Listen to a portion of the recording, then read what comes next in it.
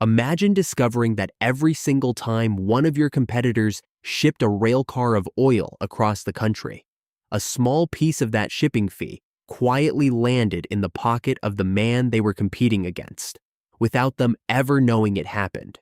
Not once. Not as some rare exception.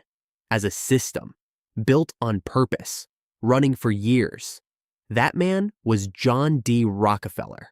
And by the time anyone figured out what was actually happening, he already controlled 90% of American oil.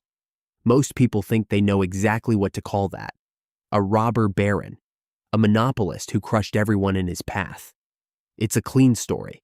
A villain, a crime, a punishment. The 1911 Supreme Court ruling that finally broke Standard Oil apart. Except the actual historical record is a lot messier than that. Go back through the court files, the company ledgers, the decades of historians refighting this case, and you find something stranger than a simple villain. You find two entirely different camps of serious historians staring at the exact same documents, walking away with opposite verdicts. One side says predator. The other side says he was simply better at business than anyone alive, and that the villain story was, to a large degree, manufactured. So which one is true? Wrong question.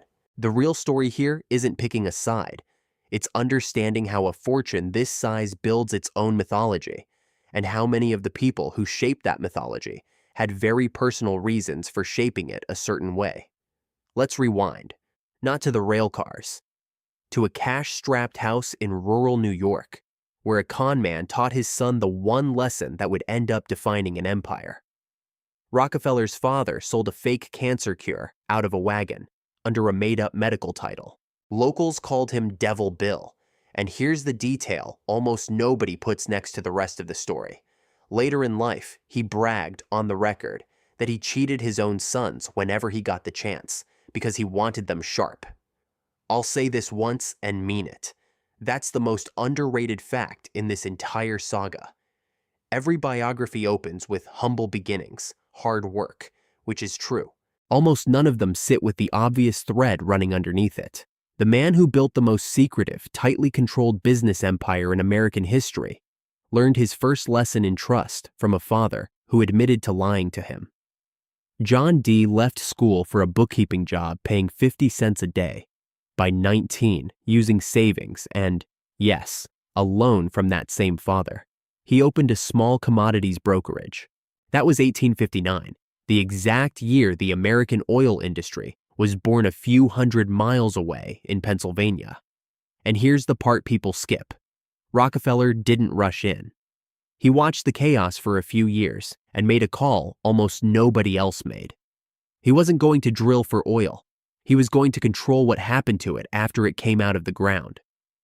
By 1870, that bet had turned into Standard Oil, and Standard Oil controlled roughly 90% of American refining. Kerosene prices collapsed from around 58 cents a gallon to about 8. That's not a modest efficiency win. That's a near total price collapse for millions of households that lit their homes with the stuff every night. How did one company pull that off? Here's where the story splits, and it splits over something specific. In the early 1870s, Standard Oil struck secret rebate deals with the railroads, massive shipping discounts, in exchange for guaranteeing them enormous, predictable daily volume. In some of these deals, Standard Oil didn't just get a discount on its own oil. It collected a cut, a drawback, on every shipment made by its rivals. Rivals who had no idea the arrangement existed. Every time they shipped their own product, they were quietly funding the company, trying to destroy them. But secret railroad deals weren't even the most controversial weapon Standard Oil was accused of wielding. Ida Tarbell, whose own father was a small oil producer squeezed out during this exact period, spent years combing through company records and court testimony to expose the whole system. Her reporting genuinely fueled the political pressure that led to the 1911 breakup. Here's the detail that almost never gets mentioned next to her name, though. Her brother William was the treasurer of Pure Oil, one of Standard's biggest surviving rivals, and he fed her information and vetted her drafts before publication.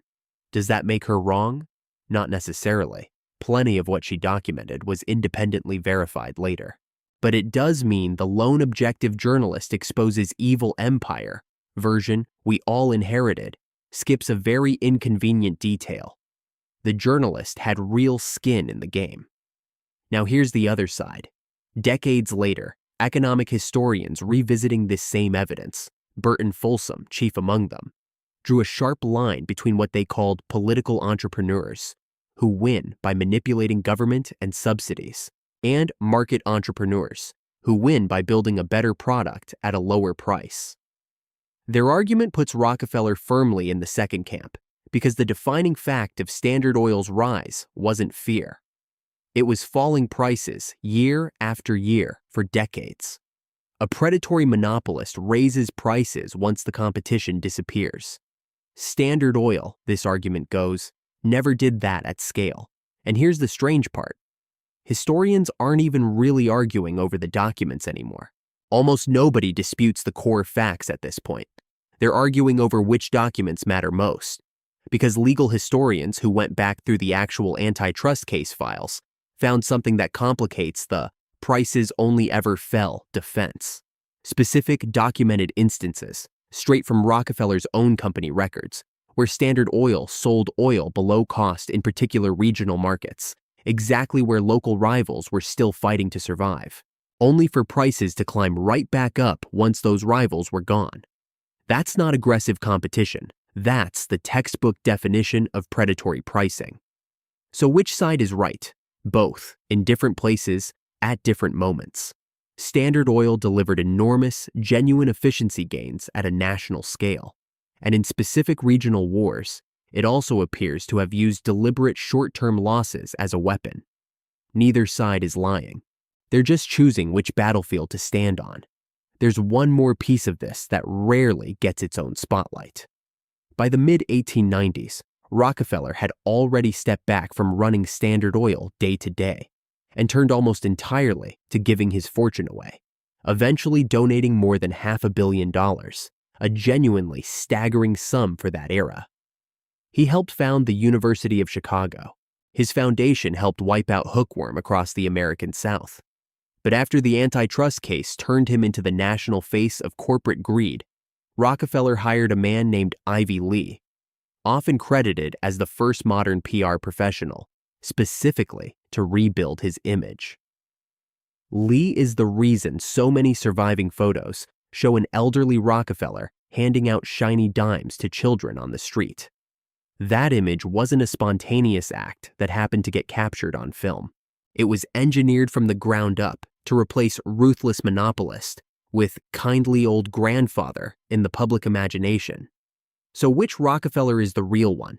The operator behind the rebate deals or the grandfather with the dimes? If you ask me, it's not really either one exclusively.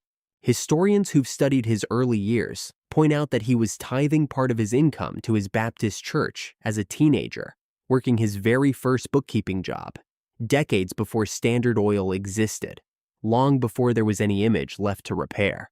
That's an inconvenient fact if you want to write the philanthropy off as pure damage control. The same instinct for control and discipline that built a ruthless monopoly also built a lifelong, genuine habit of giving. The PR campaign didn't invent that habit. It just made sure the public finally noticed it. Why does any of this still matter, more than a century later? Because this was never really an argument about one oil man. It's the founding case study for a fight we still haven't settled. Does concentrated economic power deserve to be broken up simply because it's concentrated, even when it delivers real, measurable benefits to consumers?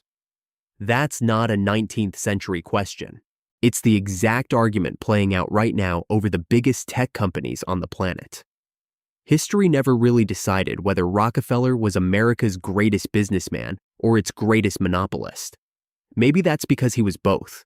And the real question isn't which one he was. It's whether we'd even recognize another Rockefeller if one were being built right now, in plain sight, one rebate at a time. If this changed the way you look at how fortunes and their reputations actually get built, subscribe. We dig into the financial forces hiding behind the history you already thought you knew. Drop a comment, predator or misunderstood. I read everyone.